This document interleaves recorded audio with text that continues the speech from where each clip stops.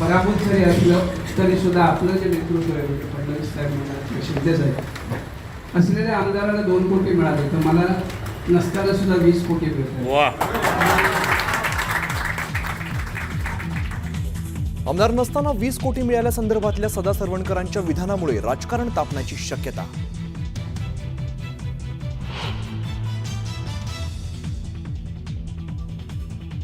पंतप्रधान नरेंद्र मोदी संध्याकाळी 5 वाजता राष्ट्राला करणार संबोधित. पंतप्रधान मोदी काय बोलणार याकडे सर्वांचं लक्ष.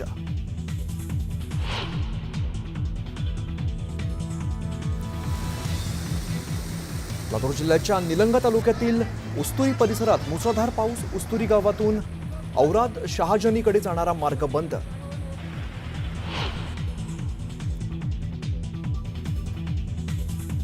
नाशिक जिल्ह्यात कांदा दराचा प्रश्न तापला.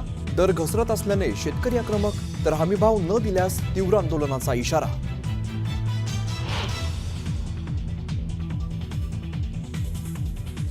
राज्यातील शेतकऱ्यांना नुकसान भरपाई नक्की मिळेल. कृषी मंत्री दत्तात्रय भरणे यांचं नुकसानग्रस्तांना आश्वासन. अतिवृष्टीचा सर्वाधिक फटका बीड जिल्ह्याला बसल्याची माहिती.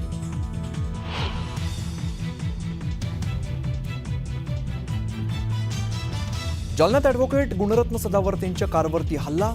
मराठा समाज बांधवांकडून हल्ल्याचा प्रयत्न. आंदोलक पोलिसांच्या ताब्यात.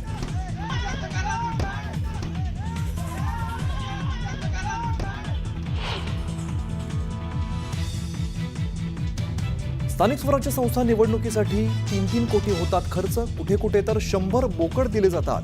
पैसे खर्च करून मातीत जायचंय का? स्थानिक स्वराज्य संस्था निवडणुकांवरून आमदार संजय गायकवाड यांचं वक्तव्य.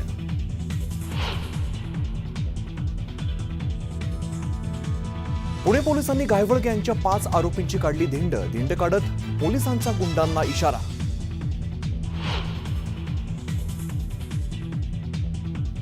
आणि राज्यभरात नवरात्रोत्सवाची जय्यत तयारी. देवींची मंदिरं सजली तर अनेक ठिकाणी गरबा आणि दांडियाचं आयोजन.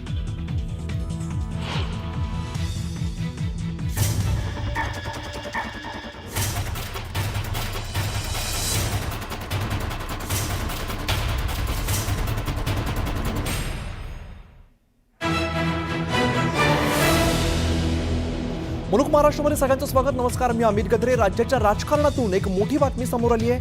आमदार असलेल्यांना 2 कोटी मिळतात, मात्र मी आमदार नसताना 20 कोटी मिळतायत असं म्हणत माजी आमदार सदा सरवणकरांनी एकच खळबळ उडवून दिलेली आहे, ज्यामुळे राज्यातलं राजकारण तापण्याची शक्यता आहे. एकीकडे आमदारांना निधी मिळत नाही अशी तक्रार आणि ओरड मविया आमदारांकडून वारंवार केली जाते, मात्र आमदार नसलेल्या सरवणकरांना 20 कोटींचा निधी दिला जातोय. त्यामुळे विरोधक सरकार विरोधामध्ये आक्रमक होण्याची शक्यता आहे.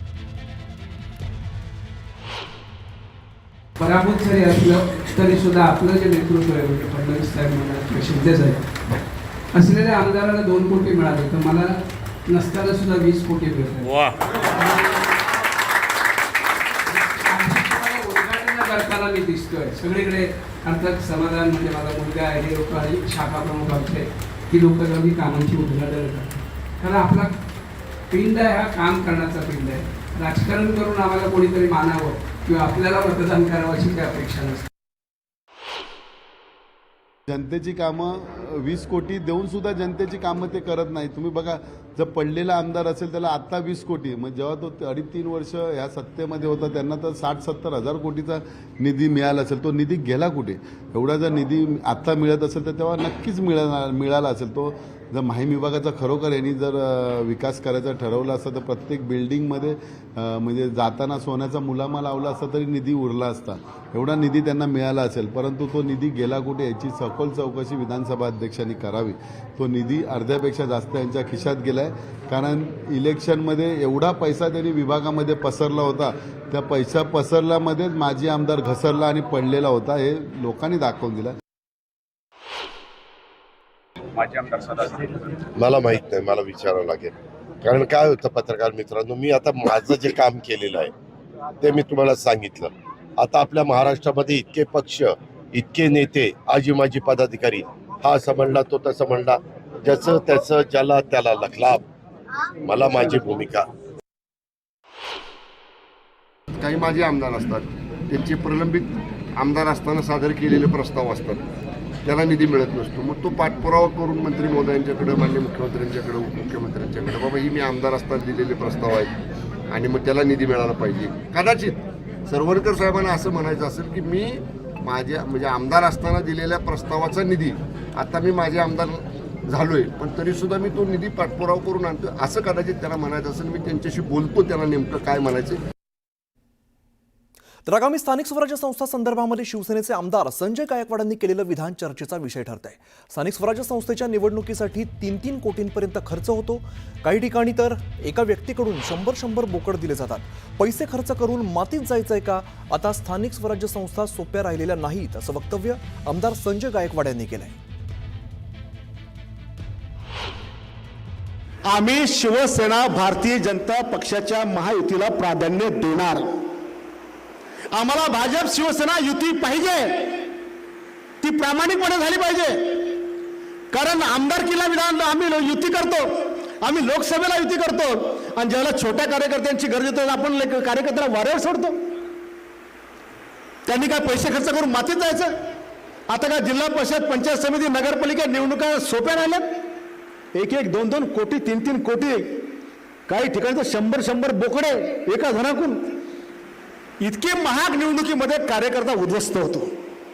आणि म्हणून प्रामाणिकपणे आमची पण इच्छा आहे की जे धोरण चिखलीचं ठरल, जे मलकापूरचं ठरल, जे खामगावचं ठरल, तेच धोरण जर बुलढाण्यात ठरत असेल तर आम्ही युतीला तयार आहोत. ज्याला जशी सवय तसं वक्तव्य, सवय लागली आहे. हे सगळे काय म्हणतात त्याला, खोक्यांची आणि बोक्यांची.